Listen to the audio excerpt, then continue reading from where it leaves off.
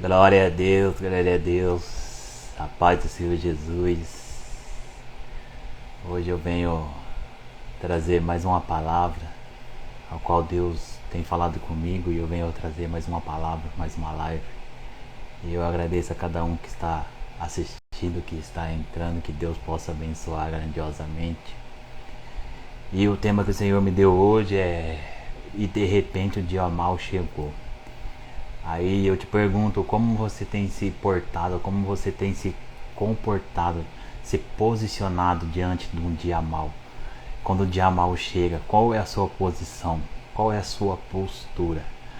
E o Senhor me deu uma palavra relacionada a isso, sobre o dia mal.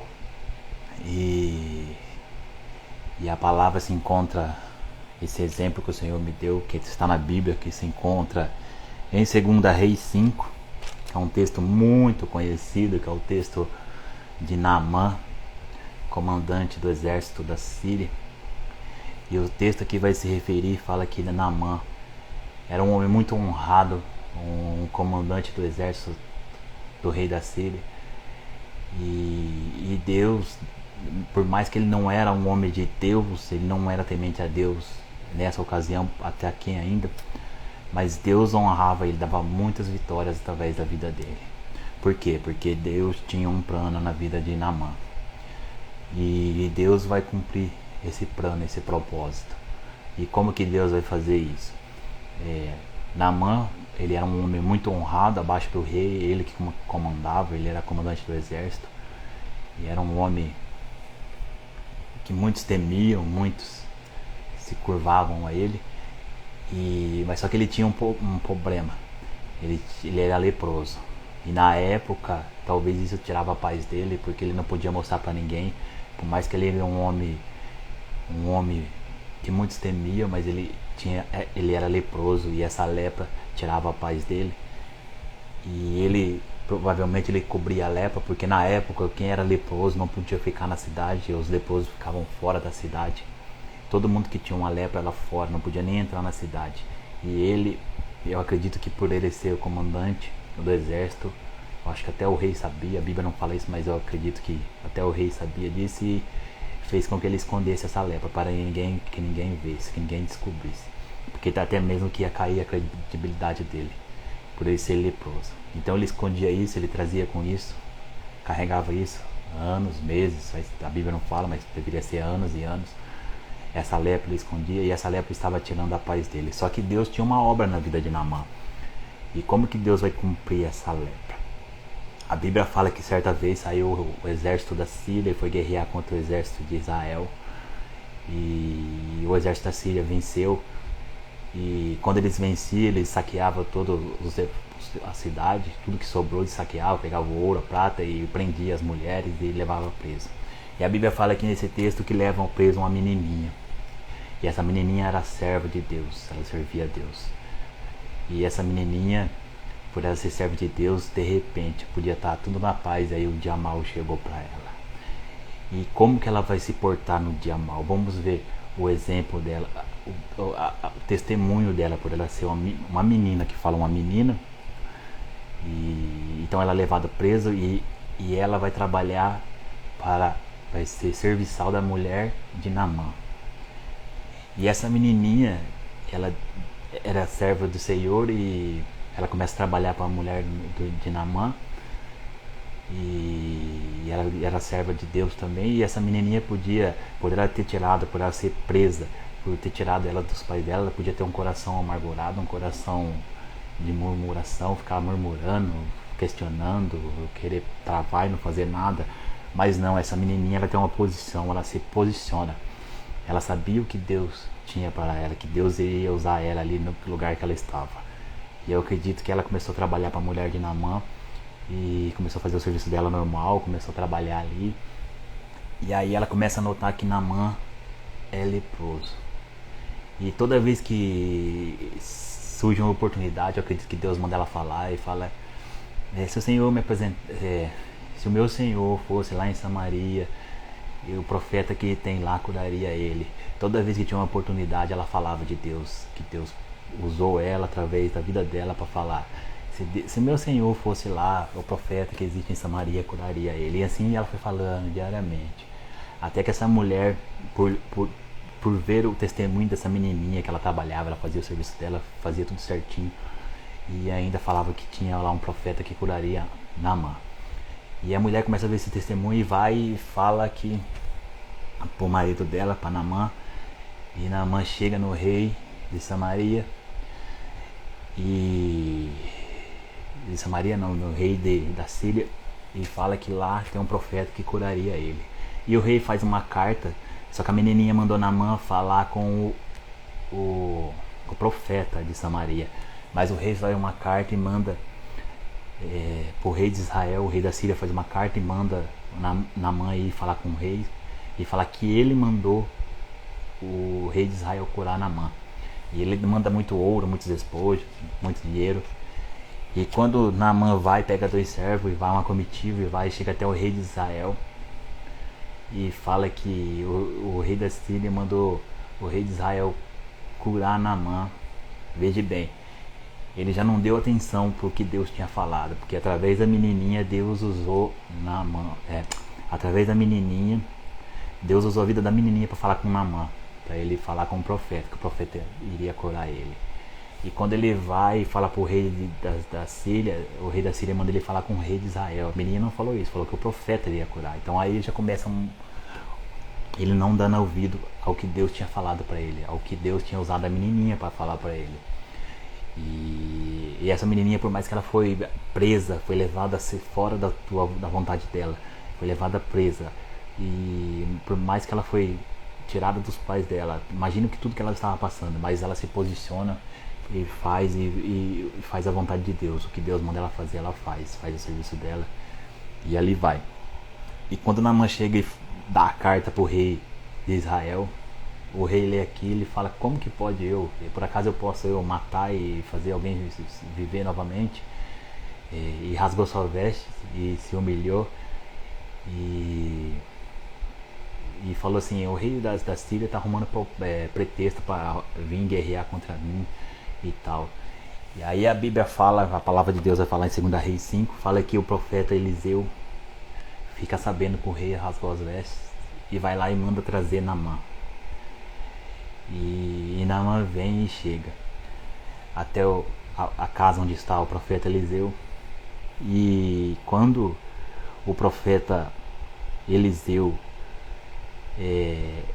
Naamã está na porta, o profeta Eliseu manda seu servo ir lá e falar para ele: fala para Naamã ir lá e pular 7 vezes no rio. E aí Naamã começa a questionar, fala assim: não, eu achei que o profeta ia chegar aqui, ia fazer isso, ia fazer aquilo, imaginar que tudo ia ser como ele quer, da vontade dele. Mas Deus age de outra maneira, Deus age de uma forma que a gente não entende. Para começar, ele já não tinha dado ouvido ao que a menina falou, que era para falar com o profeta. Primeiro ele foi no rei, agora ele quer ensinar, fazer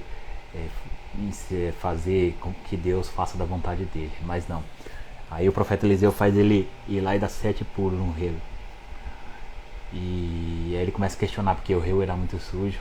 E ele fala assim: na minha cidade não tem uns rios mais limpos. E começa a ficar irado e começa a ir embora.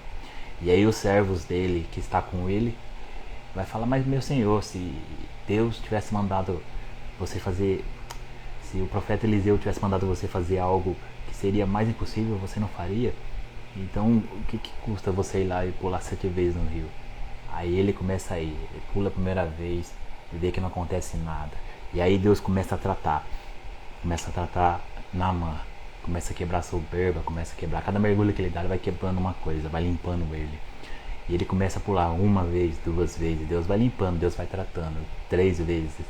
E ele vê que nada acontece, ele começa a ficar irado, e Deus vai tratando, vai limpando. Cada pulo que ele dá, Deus limpa uma coisa da vida dele. E quando no 7º pulo, quando ele já tinha quase desistido, estava irado, e Deus limpando ele, aí no 7º pulo ele pega e é purificado, a pele dele fica como pele de nenê, a Bíblia vai falar, e ele fica curado. Então ele volta até o profeta Eliseu e oferece tudo aquele ouro, aquela prata, aquele dinheiro que ele levou. E o profeta não aceita. porque as coisas de Deus, de graça receber, de graça dais. Não existe preço para o que Deus faz. Deus dá tudo de graça. E ele insiste que o profeta ficasse com aquele ouro, aquela prata, aqueles despojos que ele levou, mas o profeta não aceita. E Naamã é curado. Então vê como que Deus é, como que Deus fez na vida de Naamã. Deus tinha um propósito e fez com que Naamã passasse por tudo isso.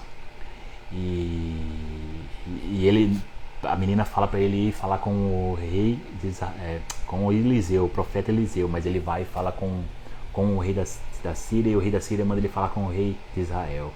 Então ele já não ouve a voz de Deus. E quando ele vai falar com o rei de Israel, o rei de Israel fica sabendo que ele é leproso. E isso iria trazer grande dano na vida dele. Mas Deus sabe disso. E Deus vai lá e manda o profeta Eliseu ir lá.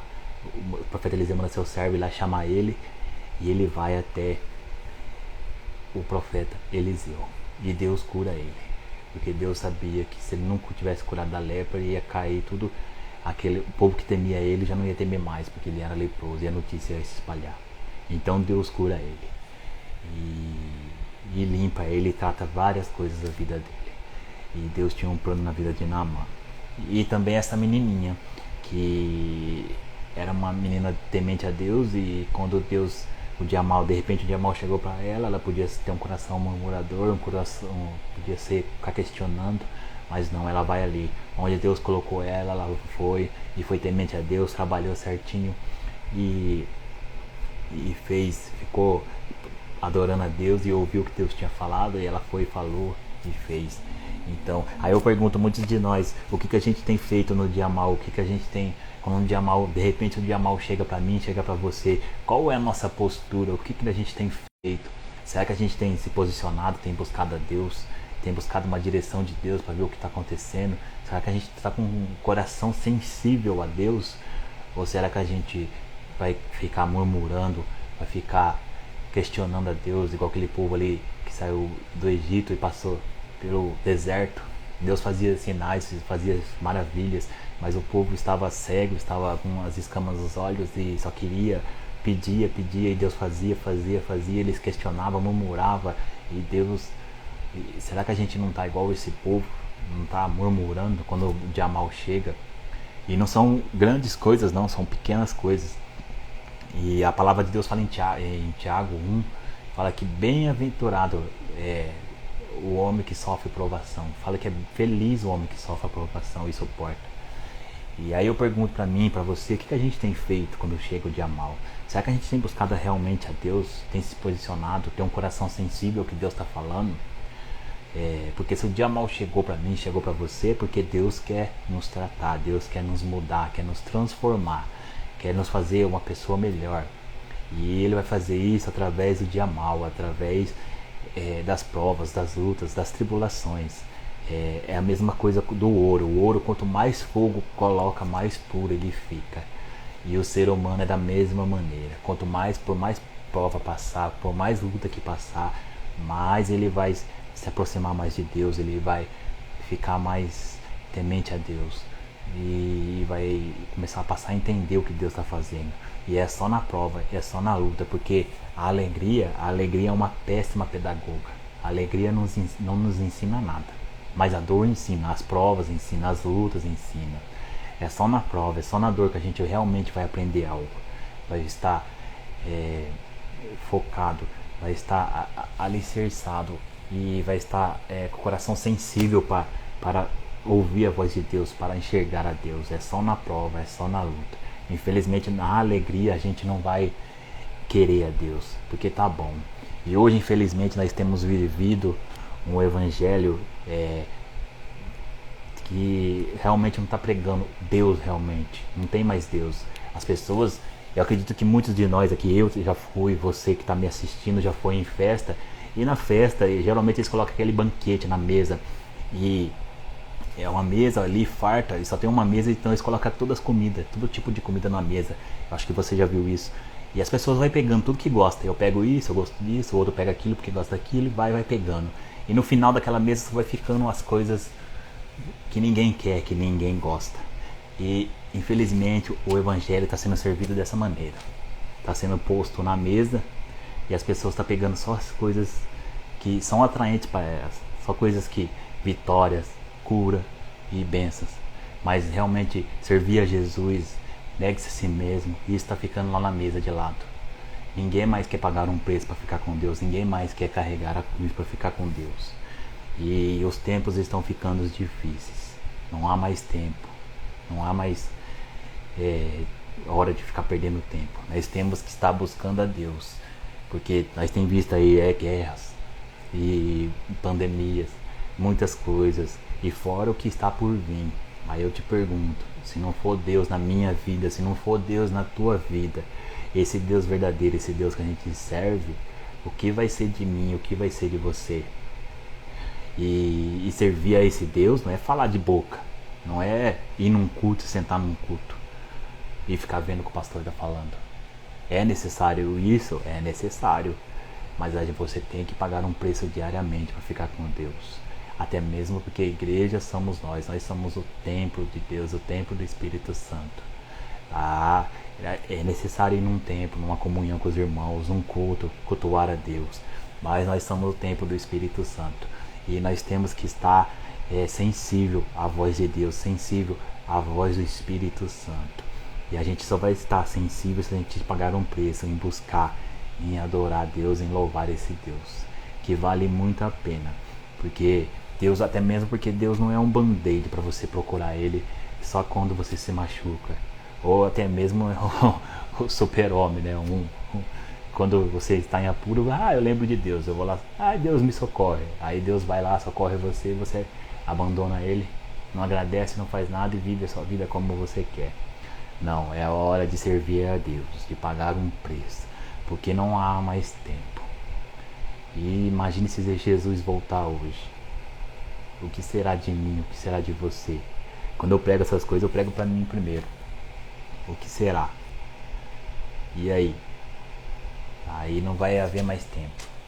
Então é tempo de buscar a Deus realmente. É tempo de estar buscando esse Deus.